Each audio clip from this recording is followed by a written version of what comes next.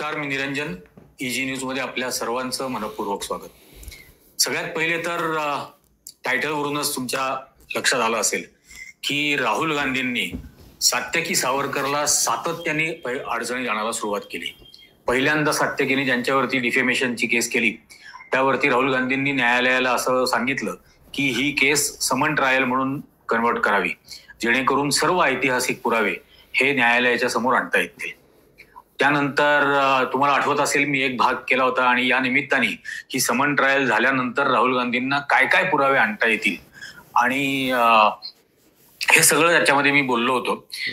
असे अनेक पुरावे माझ्याकडे आहेत, ते मी त्यांना द्यायला तयार होतो. त्यानंतर मी राहुल गांधींचे जे वकील आहेत पुण्यातले त्यांच्याशी पण सातत्याने संपर्कात आहे. आता राहुल गांधींच्या वकिलांनी म्हणजे पहिल्यांदा सात्यकीने असं म्हटलं की ही समन ट्रायल कन्वर्ट करू नका. नंतर न्यायालयाने त्याला परवानगी दिली. परवानगी दिल्यानंतर राहुल गांधींनी आता आणखीन एक ऍफिडेव्हिट न्यायालयामध्ये सादर केलंय आणि त्यात त्यांनी सात्यकी सावरकरांनाच जाब विचारलेला आहे या सगळ्यात.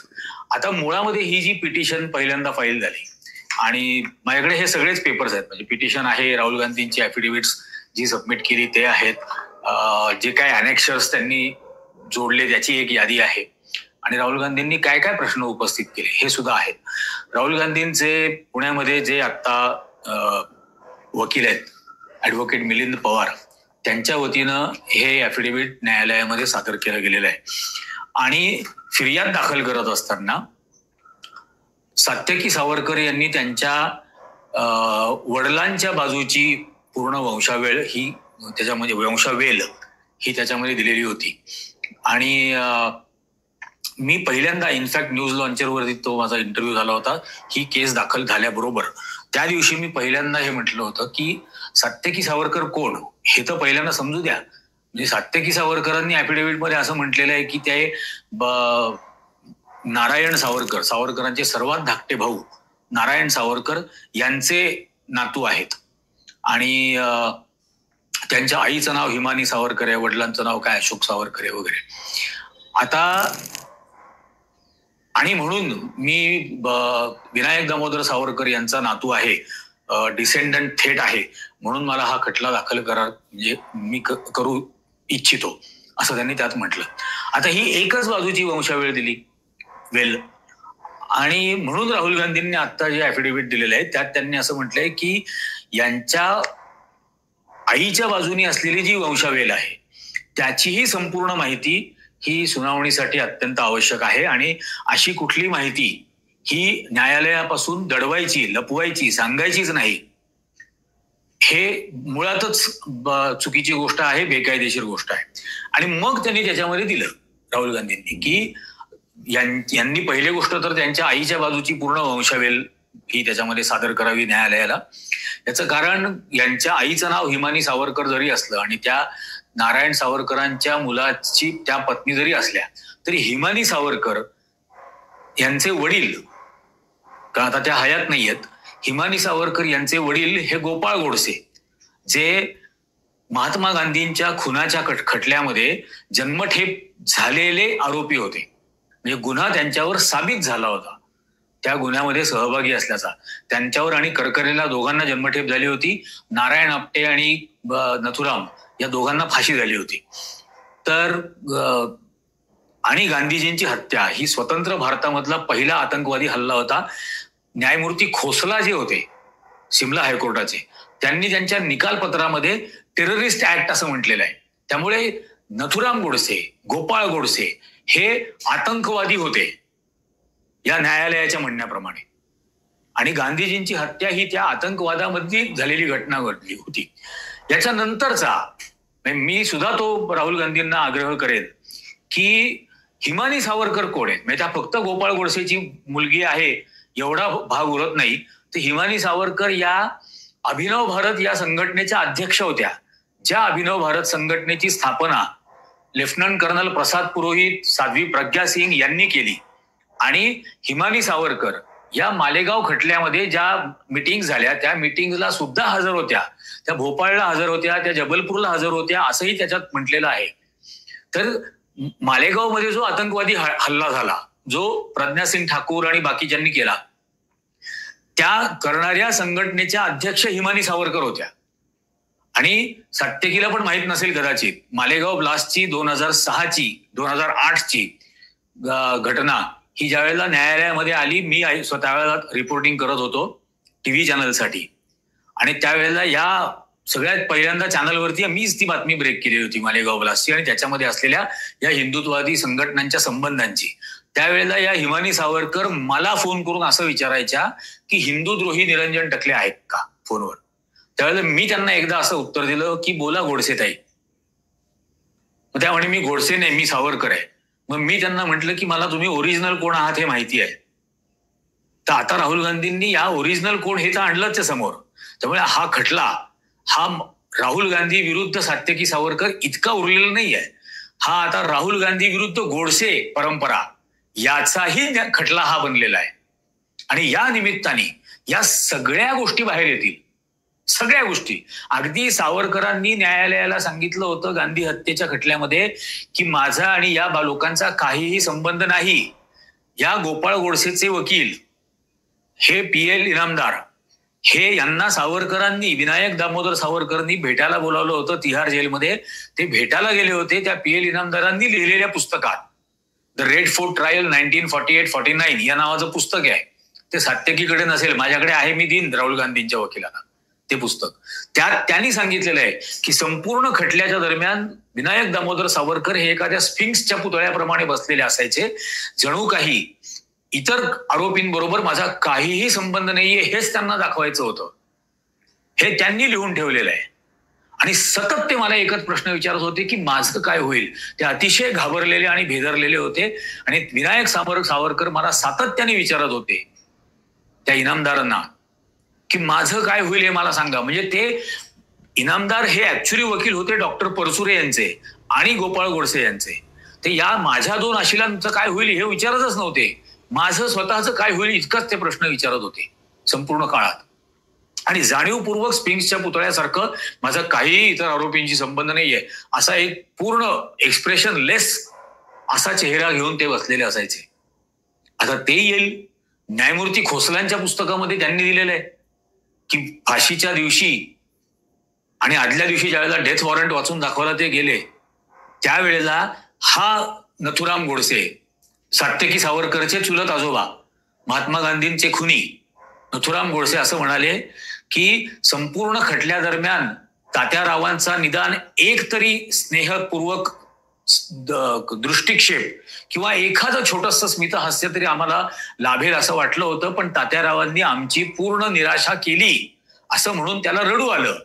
हे सात्यकीला माहित नसेल, वाचलं नसेल कदाचित खोसलांचं पुस्तक. ते पण येईल समोर या निमित्ताने की याच्या चुलत आजोबांच्या बरोबर याचे चुलत काका काय ते चुलत आजोबा विनायक सावरकर हे कसे वागले हे त्याला माहित नसेल. आता ते कळेल. या निमित्ताने न्यायालयासमोर ती पुस्तकांमधले उतारे पण येतील. अशा खूप गोष्टी आहेत. या अभिनव भारतच्या निमित्ताने सगळे कागदपत्र येतील. हे आलेच पाहिजेत. कारण हे असे बुरखे पांघरून होणार नाही या गोष्टी. बाकी सावरकरांच्या बद्दल राहुल गांधी जे काही बोलले आणि आता जो काही हिस्टॉरिकल एव्हिडन्स काय समोर आणायचा आहे 1001% तो सगळा समोर आणला जाईल. पण संपूर्ण देशाला हे कळेल की हा खटला फक्त गांधी विरुद्ध सावरकर नाही, हा गांधी विरुद्ध गोडसे सुद्धा आहे. आणि महात्मा गांधींच्या इतक्या वर्षानंतर झालेल्या हत्येनंतर सुद्धा आजही गांधी विरुद्ध गोडसे या विचारधारेचा संघर्ष हे सुरूच आहे आणि सुरू राहील. पण या निमित्ताने हा संपूर्ण पुरावा आता समोर येणार. आणि आता याच्याबद्दल जबाब विचारलाय सात्यकीला, न्यायालयाने विचारलाय. तो माझ्या मते काहीतरी 12 जूनला त्यांना उत्तर द्यायचं आहे की अशा गोष्टी ज्या लपवल्या आहेत त्या. त्याच्यानंतर त्या भाषणाची काही कोर्टामध्ये त्यांनी व्हिडिओ सीडी दिली आणि राहुल गांधींच्या वकिलाकडे एक पेनड्राईव्ह दिला, जो पेनड्राईव्ह ओपनच होत नाहीये. हा काय प्रकार आहे. जे दाखल केलं मग ते कोणाकोणाची ऍफिडेव्हिट असतील, कुठल्या याचे ट्रान्सक्रिप्ट असतील, copies of male, WhatsApp messages वगैरे जे काही कंप्लेनंटनी दिलेलं आहे किंवा ते कोण राहुल बंगोंदे, तर याच्या सगळ्याच्या प्रती या मिळाल्या पाहिजेत. या निमित्ताने मी यांना संपर्कही करेन, त्यांना त्याची म्हणजे कॉपी पण देईल. पण आणखीन आहेत, freedom of midnight, freedom at midnight आहे, लॅरी कॉलिन्स आणि डॉमिनिक लॅपेरीचं. त्याची ओरिजिनल एडिशन माझ्याकडे आहे, ओरिजिनल पहिली. नंतरच्या एडिशन मध्ये बऱ्याच गोष्टी वगळल्या गेल्या आहेत, पण ती ओरिजिनल पहिली एडिशन जी आत्ता जगात मिळते बाहेर, भारतात फक्त ती मिळत नाही. कारण भारतातले हक्क ज्यांनी घेतले त्यांनी तो आक्षेपार्ह जो काही त्यांना वाटत होता तो मजकूर वगळला. पण जगामध्ये उपलब्ध असलेल्या प्रतींमध्ये आजही आणि त्या ओरिजिनल प्रतींमध्ये जे होतं तेही या निमित्ताने राहुल गांधींना न्यायालयासमोर आणता येईल. आणि माझी या राहुल गांधींचे जे वकील आहेत त्यांना मी भेटून ते सगळं देईन, त्या सगळ्या गोष्टी. अशा खूप गोष्टी आहेत, खूप गोष्टी आहेत. अशी अनेक पुस्तकं आहेत ज्याच्यामध्ये या सगळ्या राजकीय आणि व्यक्तिगत या दोन्ही आयुष्यांबद्दलचे खूप धक्कादायक खुलासे आहेत. या सगळ्या गोष्टी देऊ. व्हाईसरॉय लिनलिथगो बरोबर केलेला करार जो मार्झिया कॅसेलोरी या इटालियन संशोधकांनी त्या महिलेने शोधून काढला, तोही मी त्यांच्याकडून घेतलेला आहे. ज्यात अग्रीमेंट केलेलं आहे व्हाईसरॉय लिनलिथगोच्या बरोबर हस्ताक्षरात विनायक सावरकर यांनी, आणि ज्यात असं म्हटलेलं आहे की to fulfil the common objective of the British Empire and Hindu Mahasabha I will spend my rest of the life in opposing Gandhi, Muslims and Congress. म्हणजे ब्रिटिश साम्राज्य आणि हिंदू महासभा यांचं समान उद्दिष्ट पार पाडण्यासाठी म्हणून मी माझं उरलेलं आयुष्य हे गांधी, काँग्रेस आणि मुसलमानांना विरोध करण्यात खर्च करेन.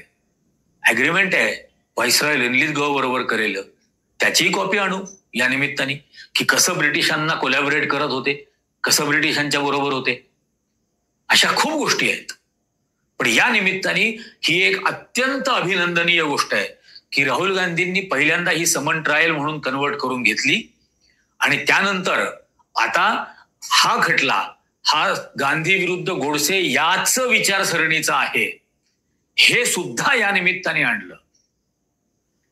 गांधीजींची विचारसरणी जी सत्याची होती, जी अहिंसेची होती, जी लोकशाहीची होती, जी धर्मनिरपेक्षतेची होती, जी स्वातंत्र्याची होती, जी समतेची होती, जी न्यायाची होती, आणि गोडसेची मूल्य ही फक्त द्वेष, हिंसा आणि म्हणजे आपण त्याला काय म्हणतो निशस्त्र माणसाची हत्या गांधीजींसारख्या, असत्याची बाजू, धादांत खोटारडेपणा, इंग्रजांबरोबरच सहकार्य.